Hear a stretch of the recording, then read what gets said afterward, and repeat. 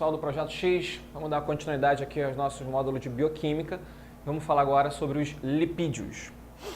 Bom, em relação aos carboidratos, eu comentei com vocês que existia um padrão químico, uma fórmula geral que correspondia ali ao carboidrato, que é carbono com água, né? H2O. Em relação aos lipídios, que são compostos orgânicos também, assim como os carboidratos, não existe um padrão, uma fórmula geral. O que a gente tem, na verdade, como padrão lipídico é o fato dos lipídios serem compostos orgânicos apolares, ou seja, eles são hidrofóbicos, eles não se misturam à água, então eles são insolúveis na água. Isso é uma característica de todos os lipídios. Agora não dá para criar um padrão, tipo o número de carbonos, o número de hidrogênios, o número de oxigênios, isso é muito variável. Tá? O fato é que todo lipídio não se dissolve em água. Bom, as funções são muito variadas, até porque existem vários tipos de lipídios. Aqui eu listei algumas das principais funções.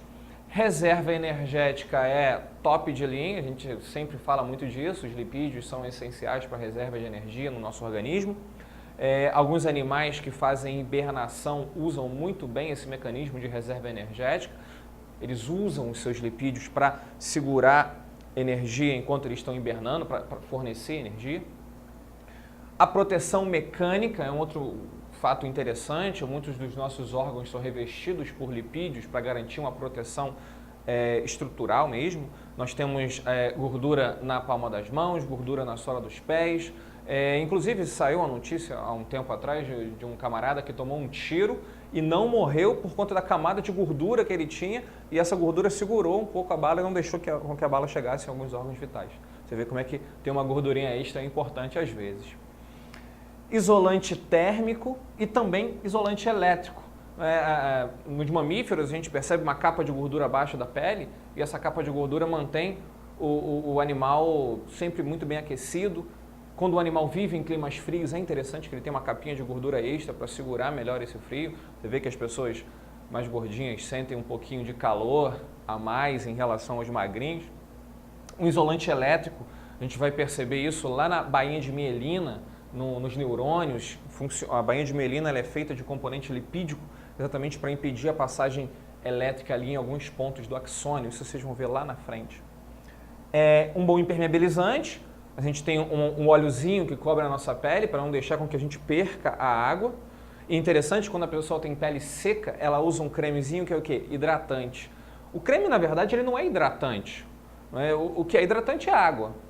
O que você faz é passar um creme que tem uma camada lipídica e essa camada de lipídios não permite com que você perca água. Então, na verdade, ele é um antidesidratante na prática, mas não deixa de estar relacionado à questão da água. E são componentes de membrana plasmática também. A gente não teria membrana plasmática se não fossem os lipídios. E também eles são essenciais para metabolismo geral, eles são componentes de vários hormônios que a gente vai comentar, eles são essenciais como componentes de vitaminas também. Vamos dar uma passada rápida nos tipos de lipídios aqui. E por que eu digo rápida? Porque em algum momento, ao longo das próximas aulas, nos próximos módulos, a gente vai acabar falando especificamente de um ou outro. Tá? Nós temos os glicerídeos. Os glicerídeos são lipídios em que eles têm uma estrutura aqui de um glicerol, que é um álcool, ligado a ácidos graxos. Aqui eu tenho 1, 2, 3 ácidos graxos. 3 ácidos graxos ligados a um glicerol. Então eu desenhei aqui um exemplo de um triglicerídeo. Nós temos triglicerídeos, nós temos diglicerídeos, depende da quantidade de ácidos graxos, mas sempre sempre um glicerol com ácidos graxos.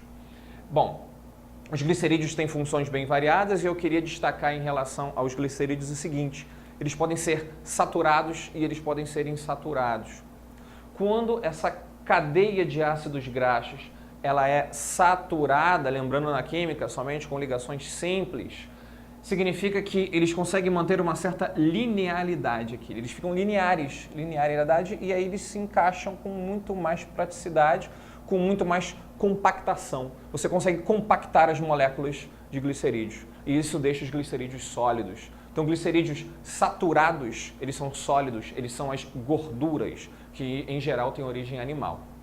Por outro lado, se eu tiver ligação dupla ou tripla nessas cadeias, essas ligações elas vão entortar a molécula. A molécula torta, ela não consegue se encaixar em outra, embaixo, em outra, em outra. Então, se ela não fica bem encaixada, você fica com moléculas um pouco mais soltas, você tem um estado mais próximo do líquido.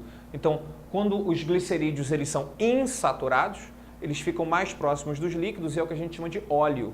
Então, a diferença essencial entre óleo e gordura é a questão da saturação ou insaturação dessas cadeias aqui de ácidos graxos. Tá? Agora, lembrem-se o seguinte, vocês vão ver isso melhor lá na química. Se você pega insaturações e começa a aquecer, você vai quebrar as ligações e isso vai deixar a cadeia saturada. Então, se você pegar um óleo e ficar aquecendo esse óleo repetidas vezes, como aquela friturinha lá no pastelzinho que você come lá, o cara coloca lá no óleo, frita e depois o mesmo óleo ele vai usando várias e várias vezes, vai quebrando as ligações duplas. Então, o que era óleo, com o passar do tempo, vai virando gordura. E a gente vai ver que gordura tem uma preocupação a mais aqui também quando eu for falar dos esteroides. Nós temos os cerídeos, que são ceras que animais produzem, a gente tem cera no nosso ouvido, os vegetais produzem cera, as ceras normalmente têm alguma relação impermeabilizante, a própria cera do ouvido, ela para impedir a entrada de água, seu canal auditivo.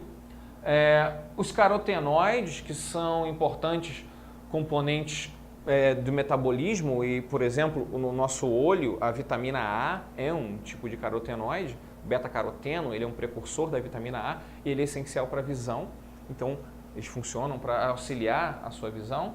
Os fosfolipídios, a gente vai falar muito deles quando for falar de membrana plasmática, eles são componentes de membrana plasmática.